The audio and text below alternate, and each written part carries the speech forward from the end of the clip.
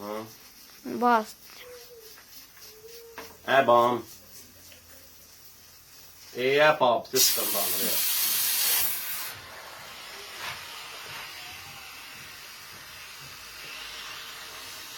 Hospital पाप लैन जान की जरूरत ही नहीं है। जितना हो सकता है बंदे अगे शेयर करो ताकि हर बंदा इसका फायदा उठा सके।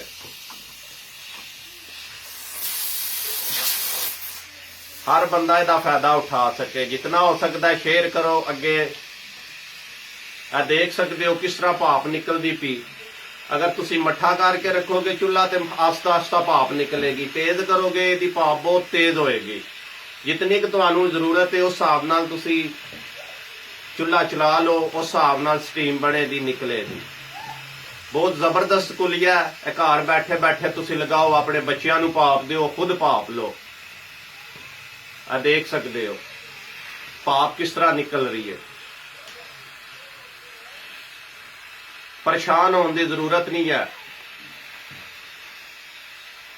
और इसका नुकसान भी कोई नहीं। बेशक किसी डॉक्टर को पूछ सकते हो तुसी। देख सकते हो किस तरह भाप निकल रही है।